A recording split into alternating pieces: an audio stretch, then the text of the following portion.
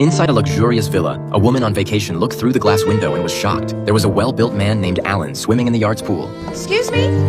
Judging from Jack's expression, he was just as surprised to see someone else there. Lisa's daughter Annie stepped out after hearing their argument. With her joining the conversation, Jack slowly started losing ground in his verbal exchange. To figure out what was going on, he picked up the phone and called the villa's owner. Lisa did the same. When she noticed that the owner picked up Jack's call first, she quickly snatched his phone away. The woman on the line was not only the villa's owner, but also Lisa's boss. And Lisa, who was once a well-known writer, hadn't produced anything decent in a long time. To help her regain inspiration, her boss arranged this trip to a villa she owned in France, hoping the quiet environment would help her. But the moment Lisa arrived with her daughter, she ran straight into Jack. After hearing the explanation from her boss, Lisa learned that Jack was actually her boss's younger brother. Once she hung up, Lisa suddenly realized that her boss might be trying to set them up. This sounds going good, okay? I like this cool. On the counters, especially. Feeling the arrogance in his tone, Lisa felt a spark of irritation rise inside her. When he finished listing his rules, she fired back with a few conditions of her own. I like writing rules. Have you seen sound? And just like that, their slow burn and healing love story began. After taking a short break in her room, the exhaustion from the trip faded away. Unable to calm down enough to write, Lisa decided to take a walk to a nearby town, pick up some things while relaxing her mind. But having grown up in a big city full of subways and buses, she wasn't very familiar with riding bicycles. Jack, who was just heading out, stopped and watched in amusement when he saw Lisa struggling with the bike. When the bike fell over, he couldn't hold back his laughter. After being teased by Alan, she had no mood left to write, and had no choice but to walk to town on foot. Fortunately, she managed to arrive before collapsing from exhaustion. As she enjoyed the local food, Alan, sitting across her, recognized that she was a writer. With her permission, he sat down with her. Alan was surprised that Lisa would show up in a place like this. Then he introduced himself seriously, a food critic. But while they were discussing cuisine, Jack, who had finished shopping, walked by. Seeing them greet each other so casually, Lisa couldn't help feeling curious. How did they know each other? But she got her answer quickly when the two men started trading sharp remarks. Jack was also a food critic, and both of them were fairly well known in their field. But because of a bad review from a famous critic not long ago, Jack's career took a major hit. The reason he came here, besides relaxing and clearing his head, was to enter a cooking competition the town would host soon. That same critic would be one of the judges, so Jack wanted to use this chance to prove himself. Soon, the two agreed to face each other in the competition. The next day, close to noon, whatever inspiration Lisa had left vanished as her stomach started growling. She went to the kitchen to make something to eat, only to find Jack there resting, with a plate of food already prepared on the table. What are you doing? Maybe some wine in there? It's great. I read your unfinished book.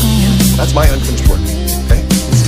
As someone outside the writing world, she couldn't understand why Alan was getting so upset. Lisa couldn't figure out why Jack had been so upset. She kept thinking about it all night. She tossed and turned, unable to fall asleep. Feeling thirsty, she headed to the kitchen again. Unexpectedly, she ran into Jack there once more. Just as she was about to slip away, Jack called out to her. He handed her a bowl of his homemade sleep soup. It was the first calm conversation they'd had in the 2 days they'd known each other. Their shared exhaustion from insomnia left neither of them in the mood to fight. Jack apologized for how rude he had been earlier that day. Then he explained the reason behind his frustration. The cooking competition was coming up soon, and he still had no confidence in his dishes. That night, the two comforted each other, and they both offered each other encouragement. From that moment on, something quietly shifted between them. They were no longer at each other's throats, but before their growing warmth could go any further, something unexpected happened. Alan, the food critic Lisa had met in town, showed up again. He brought her some homemade dishes, and he invited her to hang out with him that weekend. Since she had accepted his flowers and food, Lisa felt awkward turning him down, so she nodded and agreed. Jack happened to witness all of this, and for some reason, jealousy bubbled up inside him. The three of them tasted the dishes Alan brought. As much as Jack hated to admit it, Alan's flavors and creativity were on a whole different level. To keep Jack from losing his confidence, Lisa decided to help him out. She invited him to go grocery shopping with her. Jack couldn't help but smile. He could easily guess what she was trying to do.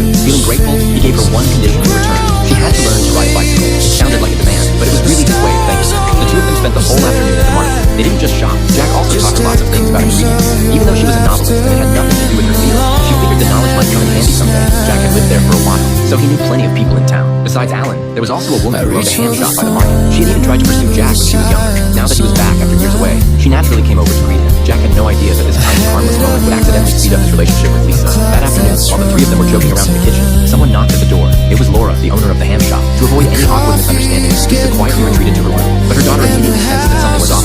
Acting like a miniature adult, the girl expressed her admiration for Jack, and she very seriously said she wouldn't mind if he became her stepfather. It turned out that after just a few days together, Lisa had already developed feelings for Jack. Later that night, just as she was about to fall asleep, she heard something outside in the sleep. She looked out and saw the two of them having a candlelight dinner. Curious about what they were talking about, she slipped outside without even changing her pajamas. But as she tried to shift around for a better angle, her clothes snagged on a branch. The sound startled the pair, leaving them confused. Jack walked over out of concern. What? Right.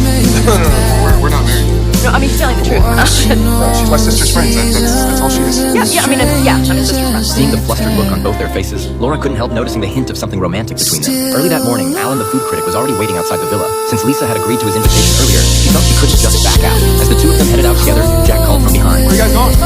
It's a secret. When are you gonna be home? Matthew! I meant, Abby gotta go to bed. Both big girls. My mom. The trip out of town was relaxing and peaceful for them, but compared to their good mood, Jack sat in the living room stewing all the way until late at night. By the time Lisa came home, he was in no mood to be friendly. Since he hadn't confessed his feelings yet, the shy Jack had no idea how to express his jealousy, so he masked it with a stern warning. He told Lisa that it was dangerous for a woman to stay out so late, especially with a man who clearly liked her. Lisa completely missed the jealousy hidden in his words. All she saw was his bossy attitude. As the only observer living in the villa, the sharp-eyed Annie quickly realized the two were having a misunderstanding, so she invited both of them to meet in the living room that night. The moment they saw each other, everything clicked. After a day of thinking, they both understood what had really happened. Their argument the night before was nothing more than Jack acting jealous. Whatever distance or misunderstanding remained between them melted away with Annie's help. Now that Jack knew Lisa didn't have feelings for the food critic, he decided he couldn't just sit around anymore. He asked Lisa to take a walk with him. Following Jack's lead, they walked to the lake behind the villa. The place was filled with pieces of his childhood memories. Some of them were even pretty funny. While they were joking around, Jack noticed an old broken bench nearby. He asked Lisa to close her eyes. Then he reached under the bench, grabbed a strawberry, and gently placed it by her lips.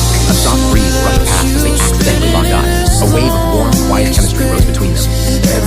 Right now? Wait, hold on. Before you go, I just want to ask you if you want to go have dinner with me. My favorite restaurant in the whole world. I love that. Jack's invitation made his feelings perfectly clear, and Lisa agreeing to it said everything she needed to say. By the time they reached the restaurant, night had fallen, but before their romantic date could officially begin, Jack overheard a server saying that one of the chefs had called in sick. When their food took too long to come out, Jack stepped into the kitchen, where only one chef was scrambling. He rolled up his sleeves and helped cook dishes for the waiting customers. When he brought the plates out, he planned to explain everything to Lisa, but he found her out of her seat, serving the table next to theirs.